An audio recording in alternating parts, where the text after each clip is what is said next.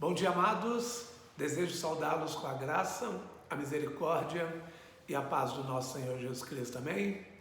Mais uma manhã de quarta-feira que vamos meditar no livro de Provérbios. E hoje vamos iniciar o capítulo 17 e vamos falar do versículo 1 até o versículo 8.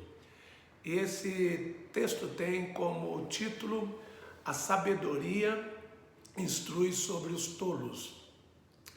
Esse provérbio 17, de 1 a 8, oferece lições sobre amizade, sabedoria e a importância da paz em contraste com a contenda. Vamos iniciar falando sobre o verso 1 de Provérbio 17, que diz: melhor é um pedaço de pão seco com paz e tranquilidade do que uma casa onde há banquetes e muitas brigas. Dizem que uma refeição não é apenas comida, mas também um ambiente que se come. As refeições devem ser ocasiões para, além de saborear gostosos alimentos, ter também troca de informações, aprendizado e comunhão, tornando aquele momento bem mais do que apenas comer. Essa parte das refeições é tão importante que uma comida ruim pode ser redimida com uma boa conversa. Entretanto, uma boa refeição pode ser irremediavelmente arruinada por uma conversa ruim. Parece que Salomão concordaria com isso sem nenhuma dificuldade. Ele desfrutava de banquetes riquíssimos, cheios de delícias, nos quais eram acompanhados de muita gente que comia à mesa do rei. Cada refeição era um banquete real. Mesmo assim, ele diz que melhor é um pedaço de pão seco com paz e tranquilidade. Ou seja, ele olha para toda a pompa do seu salão de banquetes, todos os alimentos agradáveis, as bebidas requintadas, o ser servido por pessoas altamente treinadas e atenciosas, e diz que, dependendo das circunstâncias, isso tudo perde para um pedaço de pão seco. A questão principal não é o cardápio em si, mas seu acompanhamento com paz e tranquilidade. Essa singela refeição seria um banquete muito superior aos pratos da mesa real, caso os banquetes viessem acompanhados de muitas brigas. Estou certo de que muita gente dá razão a essas sábias palavras, nem tanto por conhecimento teológico, mas por experiência própria de sentir o alimento perder o seu sabor diante de um ambiente ruim à volta da mesa. No fim, percebemos que almoços e jantares em famílias são maravilhosos não pelo prato em si, mas pelo amor posto à mesa e provado por todos aqueles que ali se assentam. Essa é uma razão muito forte para as famílias primarem por dois hábitos. O primeiro é, mesmo em tempos de pressa e de comida rápida, ter ocasiões regulares de refeições em família, todos sentados junto à mesa, conversando e rindo. O segundo é dar a devida manutenção aos relacionamentos domésticos, uns dando atenção, respeito e amor aos outros. O verso 2 diz: o sérvio sábio dominará sobre o filho de conduta vergonhosa e participará da herança como um dos irmãos. É claro que um filho tem grande vantagem sobre o empregado no que diz respeito aos interesses e aos cuidados de um pai. Mas quando esse filho é desajuizado, acaba criando tantos problemas e fugindo de suas responsabilidades, que seu pai, de modo muito relutante, começa a perceber que não pode contar com ele. Por isso, ainda que o filho tenha grandes vantagens, elas não substituem o trabalho duro e a responsabilidade. Com tais ferramentas, o empregado tem chances de subir aonde nem mesmo um filho tolo e preguiçoso pode alcançar. Nessas circunstâncias, o empregado participará da herança como um dos irmãos. Isso significa que ninguém deve confiar apenas nos seus parentes para garantir seu futuro, sem que seja preciso se esforçar. Também ensina que aqueles que não têm tais vantagens podem ir muito longe, caso sejam ajuizados, trabalhadores, respeitáveis e dedicados. Desse modo, tanto filhos como servos aprendem que o trabalho é recompensado, sejam eles quem forem, e que a preguiça e o descaso trazem prejuízos e sofrimento. Sabendo disso, como você vai lidar com o seu trabalho hoje? O verso 3 diz: o crisol é para a prata e o forno é para o ouro, mas o Senhor prova o coração. O processo para determinar a pureza de um metal precioso como o ouro ou a prata é o calor. Derrete-se uma parte do material e separa-se o produto puro de suas sujeiras. Nos dias de Salomão, essa técnica era utilizada e era bem conhecida do rei, pelo que ele diz que o crisol é para a prata e o forno é para o ouro. O crisol é um recipiente onde fica o metal derretido, um tipo de vaso resistente ao fogo para a purificação e confecção do produto. De igual modo, o forno faz parte do mesmo processo, sendo o local de onde vem o calor que derrete tanto o ouro como a prata citados nesse texto. Salomão cita esse processo de avaliação da pureza da prata e do ouro para dizer que, do mesmo modo, o Senhor prova o coração. O Senhor sonda o coração dos homens a fim de avaliar coisas que os olhos não podem ver. Deus conhece bem o que passa no íntimo de cada um, sabendo que é valoroso e que tem apenas uma aparência enganosa. Deus conhece bem o que passa no íntimo do seu coração. Sendo assim, todos, em especial, os servos de Deus, devem abandonar a hipocrisia e cuidar muito bem do que pensam, do que acolhem, do que prezam e do que mantêm em seus corações. Alguém até pode enganar um experiente ourives quanto ao valor de um metal precioso, mas ninguém pode enganar a Deus a respeito do valor do seu coração. Provérbios 17:4 diz: o ímpio dá atenção aos lábios maus, o mentiroso dá ouvidos à língua destruidora. Salomão parecia conhecer esse lado dos maus. Ele diz: o ímpio dá atenção aos lábios maus. Com isso, Salomão considera pecado não apenas ao homem de fala impiedosa, melhor dizendo, mas àquele cujos ouvidos dão acolhida à mentira e à maldade. O que fala e o que ouve compartilham do mesmo mal e por isso andam juntos. Essa sincronia entre língua de um e ouvido do outro se dá não apenas por estarem no mesmo lugar, partilhando a mesma conversa, mas por dividirem as mesmas inclinações, de modo que um mente, mas o faz o outro mentiroso, pelo que o escritor afirma que o mentiroso dá ouvido à língua destruidora. Essas são verdades fortes, impactantes e até chocantes. Anulam a desculpa daquele que dá ouvidos aos maus de que apenas escutou a conversa alheia. esse versículo implica no pecado.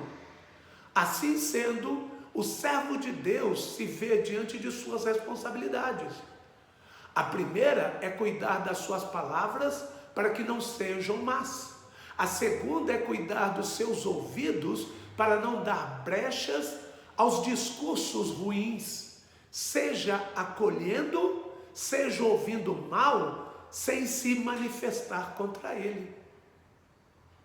Para Deus, até a falta de ação é um ato ruim, quando não se defende a verdade e os bons costumes. Provérbios 5 diz: quem zomba dos pobres mostra desprezo pelo Criador deles. Quem se alegra com a desgraça não ficará sem castigo. Salomão viveu na alta sociedade, sendo ele mesmo o homem mais rico de Israel. Ao conviver nas altas rodas, certamente viu um lado feio daqueles que possuem grandes montantes de dinheiro. Por meio da sua sabedoria, ele via além das bolsas de tais homens os seus corações zombateiros, zombador e gozador. Por isso afirmou que quem zomba dos pobres mostra desprezo pelo Criador deles.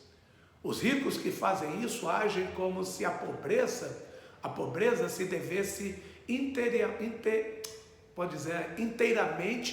à capacidade pessoal de cada um, e não a desígnios propostos e executados por Deus na sua misteriosa e complexa administração da história e da vida dos homens. Assim, não somente o pobre é desprezado, mas o próprio Deus que criou o homem e que dirige os rumos da sua vida. Como se não bastasse zombar do sofrimento alheio, o afastamento de Deus por causa do apego e da confiança nos bens perverte tanto o coração desses zombadores que eles chegam a se alegrar com o sofrimento do aflito. Porém, mais uma vez, essa atitude é reprovada severamente pelo Senhor, pelo que o escritor diz, que quem se alegra com a desgraça não ficará sem castigo. Além de faltar com devido amor e socorro para com os necessitados, uma atitude como essa revela extrema ingratidão ao divino provedor pela abastança que dá a esses homens. Um homem grato pela provisão não zomba daquele que passa carestia.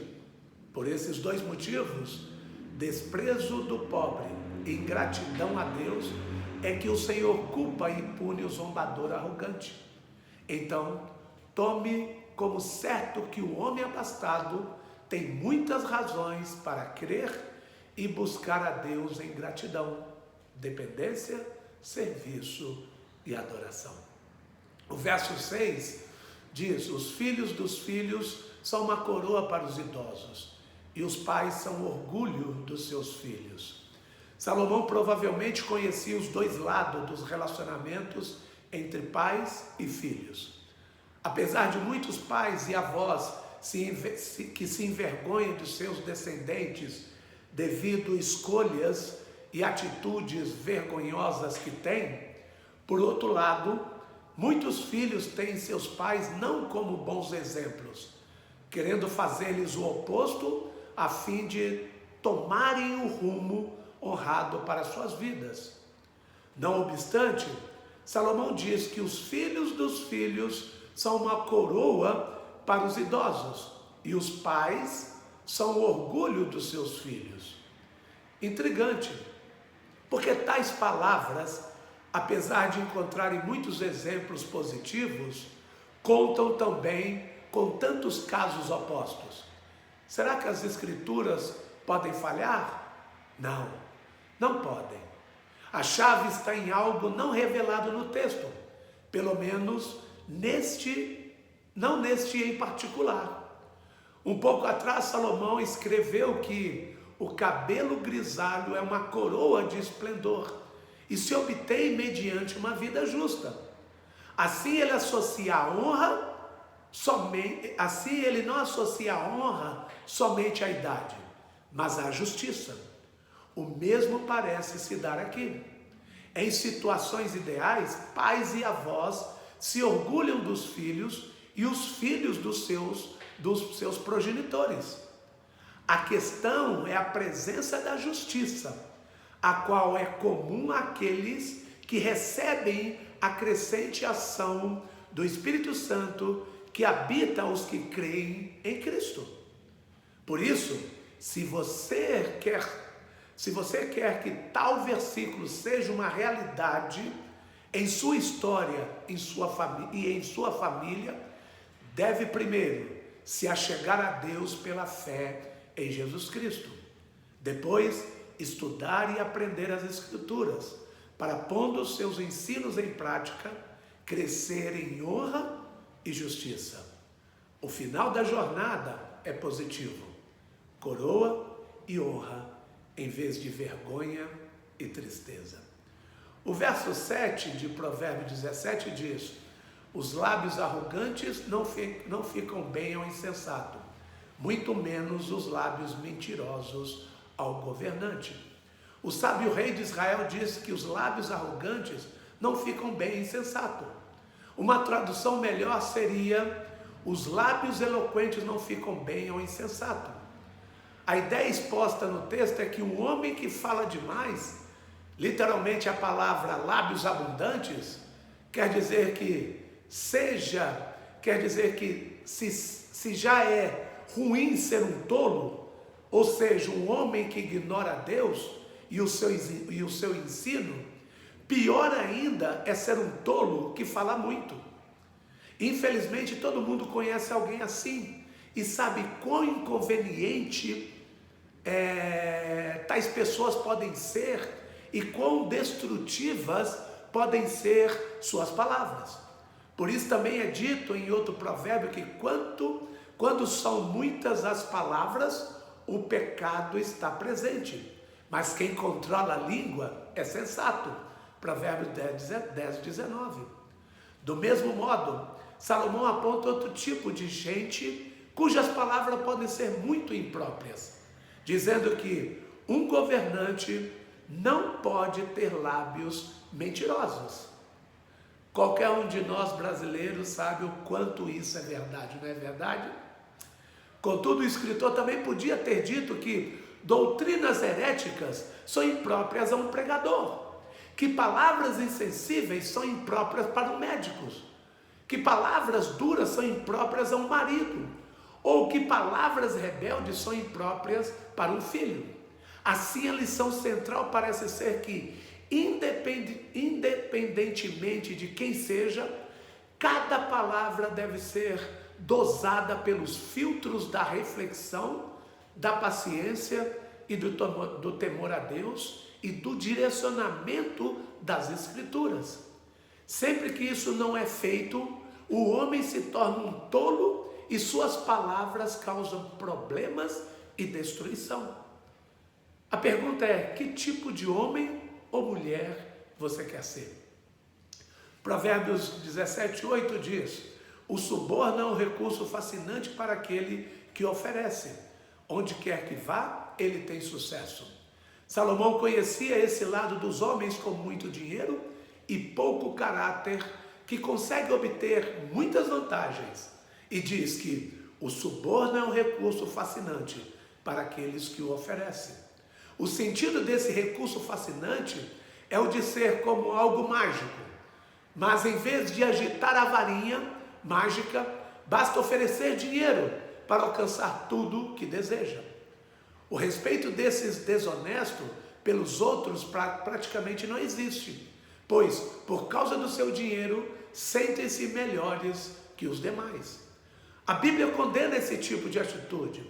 Contudo, ela também alerta que a propina realmente funciona, pelo que o escritor diz do homem acostumado ao suborno, que onde quer que vá, ele tem sucesso.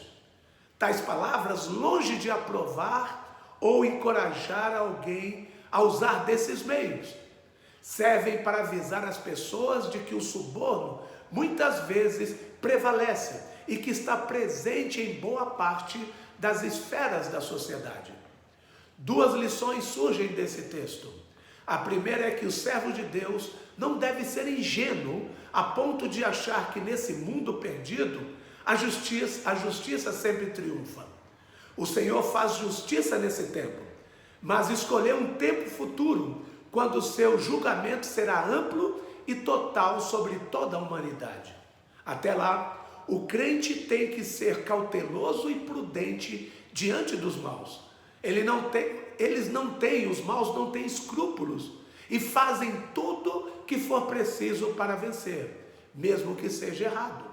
A segunda lição é que, independentemente do sucesso que muitos ímpios têm, ao se valer de meios injustos, o servo de Deus deve permanecer firme na retidão e na obediência ao Senhor. Afinal, não há como triunfar por meio do suborno, sem ter o caráter derrotado pelo mal ou para o mal. Não aceite suborno, pois o suborno cega até os que têm discernimento e prejudica a causa do justo. Assim é o que diz Êxodo 23:8. Que essas palavras possam adentrar os nossos corações e fazerem moradas. Vamos orar. Obrigado, Jesus, por esse ensinamento de Provérbios, que nos faz e que nos instrui sobre a sabedoria, o viver corretamente, o ter condutas corretas, não buscar os exemplos dos ímpios, mas viver na sabedoria dos sábios que buscam na Tua palavra o modo de viver correto. É isso que nós oramos, agradecido, no nome do Seu Filho amado Jesus Cristo, hoje e para todos sempre. Amém. Que Deus os abençoe e tenha um dia maravilhoso no Senhor.